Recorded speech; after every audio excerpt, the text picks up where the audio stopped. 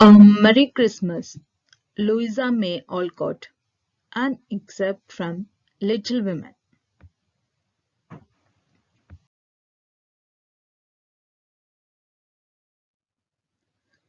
This is the story of March family. The story is about the journey of four little women from their childhood to their womanhood. Let's see who are the characters of the novel.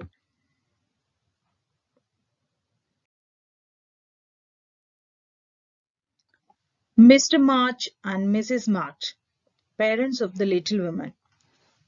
Mr. March was in the army and so was away from the family. Mrs. March, their mother, was a social worker. She was also away from the family almost all the time.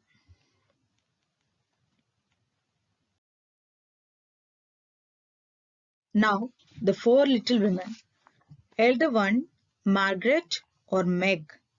Then Jo, Beth, and Amy. Let us see more about these four women. The March family in the story is Louisa May Alcott's own family. The father, the mother, the four sisters are modeled on her own parents and sisters. Jo is the author herself at that age. So we can say that Little Women is autobiographical.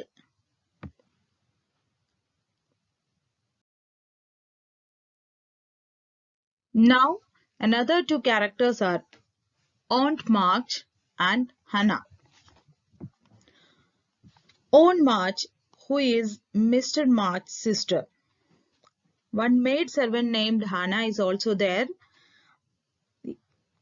The March family considers her as a member of their family only.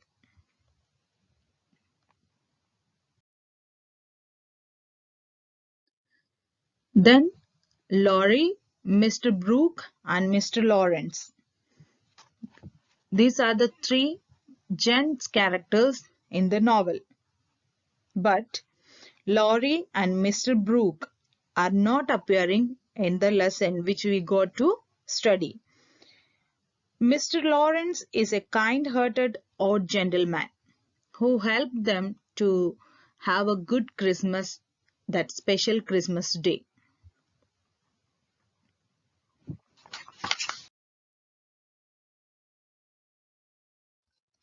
Let's go through the lesson. Before reading, just listen. The real story starts from the Christmas Eve. The four sisters were sharing their expectations about Christmas gift which they are going to get next day. And they plan to give a surprise gift to their mother. Later, mother promised them a gift also. So here, our lesson starts from the Christmas morning of four little women. Let's see what happens to them on that special Christmas day. Jo was the first to wake in the grey dawn of Christmas morning. No stockings hung at the fireplace, and for a moment she felt as much disappointed as she did long ago. So here the part starts with the awakening of Jo. So she wake up in the morning. It was a grey dawn of Christmas morning. Maybe grey here it is an American novel. That's why the spelling of grey is Gray. Here the same meaning of Grey. Maybe the morning was grey because of the dews, because of the fog. And as soon as she wakened up, at that time she has searched for her stockings. So there's a belief that in Christmas morning or on Christmas day, you'll get gifts, and these gifts may be filled in the stockings by the Santa Claus. It is a belief only. So she searched for the stockings, but she couldn't see the stockings. But after that, she has seen her stockings. Where was it? Now let's see. when her little sock fell down because it was so crammed with goodies. Then she remembered her mother's promise and slipping her hand under the pillow, drew out a little crimson covered book. Crimson means dark purple. She knew it very well, for it was that beautiful old story of the best life ever lived, and Jo felt that it was a true guidebook for any pilgrim going the long journey. So at that time only, she remembered about the promise that her mother had given the previous day. So she searched under the pillow. Then she got a dark purple covered book. She knew it very well, for it was that beautiful old story of the best life ever lived, and Jo felt that it was a true guidebook for any pilgrim gone the long journey. Here, her mother had given a Bible to four sisters. She woke Meg with a Merry Christmas and bade her see what was under her pillow. Then she woke up her sister Meg with a wishing of Merry Christmas and asked her to see what was under her pillow. A green covered book appeared. Then they can saw a green colored book appeared. The same book, but the cover was changed, with the same picture inside and a few words written by their mother, which made the one present very precious in their eyes. Presently, Beth and Amy walk to rummage and find their little books also. And when they were talking at that time, Beth and Meg were talking at that time. Sorry, Jo and Meg were talking at that time. Beth and Amy woke up and they also searched for their little books. And they got one dove colored and other was blue, and all sat looking at and talking about them. While the east grew rosy with the coming day, that means the early morning is changed to the red color, or you can say that grew rosy. Rosy means it became more brighter.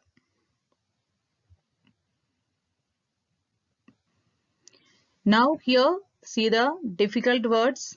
Cramped means too full.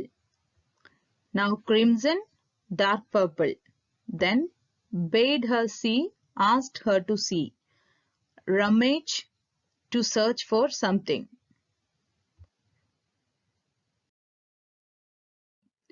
In spite of her vanities, Margaret had a sweet and pious nature, which unconsciously influenced her sisters, especially Jo, who loved her very tenderly and obeyed her because her advice was so gently given.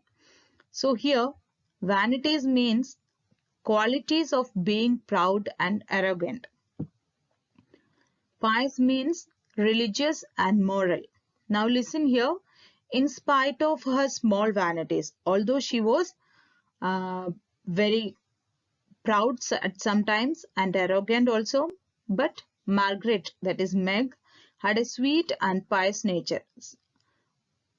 She had a religious and moral nature also, a calm and cool nature also.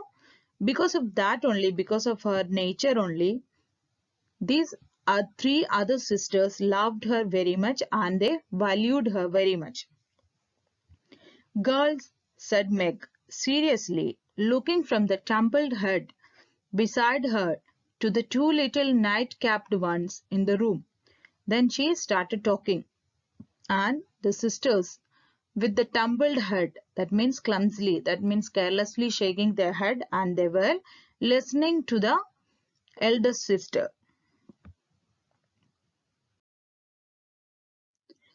Mother wants us to read and love and mind these books, and we must begin at once.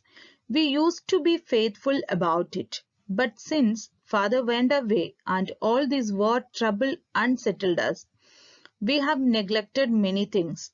You can do as you please, but I shall keep my book on the table here and read a little every morning as soon as I wake, for I know it will do me good and help me through the day. So the sister was giving the instructions that mother has given the book to guide us. So she'll read the book every day and and every morning as soon as she wake. And she says that it will be doing good to us and it will help her through the day. What all knowledge, what all morals she is going to get from that particular book given by her mother, she'll read that and that reading will lead her throughout the day. Then she opened her new book and began to read. Jo put her arm round her and leaning cheek to cheek, read also, with the quiet expression so seldom seen on her restless face. So Jo was just put her arm round her and leaning cheek to cheek. She was also reading with Meg. She is a very bubbly girl, but at that time her expression was very quiet, calm and quiet. But otherwise, she is a restless girl. How good Meg is! Come, Amy, let's do as they do. I'll help you with the hard words, and they'll explain things if we don't understand, whispered Beth, very much impressed by the pretty books and her sister's example. Then at that time, Beth invited Amy to read, and she told Amy, though she is the youngest one, Beth told Amy she'll help her with the hard words and she'll explain the things if we don't understand. That means who will explain? The elder sisters. Then they also started reading. I'm glad mine is blue, said Amy, and then the rooms were very still while the pages were softly turned and the winter sunshine crept in it to touch the bright hearts and serious faces with a Christmas greeting. So the sisters were reading and they were so happy.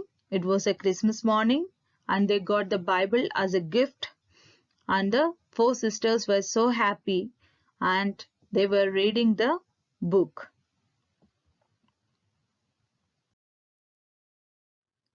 Where is mother? Asked Meg, as she and Jo ran down to thank her for their gifts half an hour later. So then Meg asked where is mother and they wanted to thank her. Goodness only knows. Some poor creature come a begging, and your ma went straight off to see what was needed. There never was such a woman for giving away victuals and drink, clothes and furring, replied Hannah, who had lived with the family since Meg was born and was considered by them all more as a friend than a servant. So here they were looking for their mother. At that time, Hannah, I have already told you, she was the maid servant, although she is the maid servant, but they consider her, they treat her as their friend or a member of their family. Then she informed the sisters that somebody came. Poor creature means a creature. Okay. It is an American novel, I told you. So creature is an American word and the meaning is creature. And somebody came there and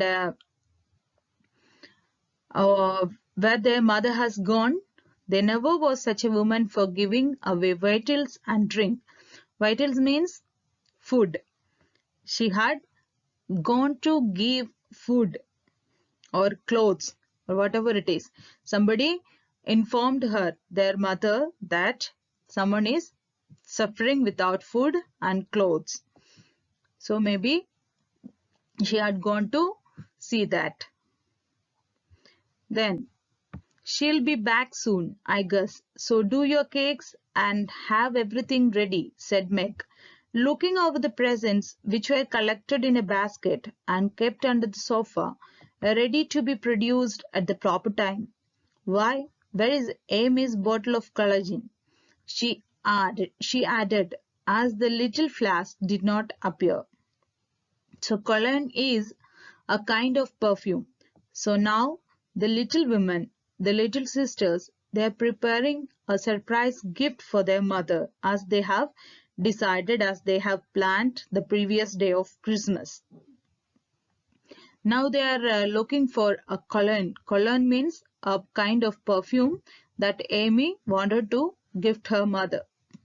She took it out a minute ago and went off with it to put a ribbon on it, or some such notion, replied Joe, dancing about the room to take the first stiffness of the new army slippers. Now Joe has replied, she went off with that cologne, put a ribbon on that, or some such notion. That means she wanted to prepare that cologne as a gift. How nice my handkerchiefs looks, don't they?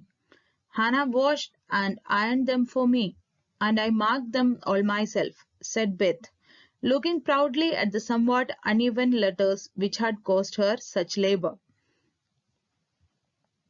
So here, labor means hard work. Here also the spelling is American. So Beth is planning to give a handkerchief to her mother. Thank you.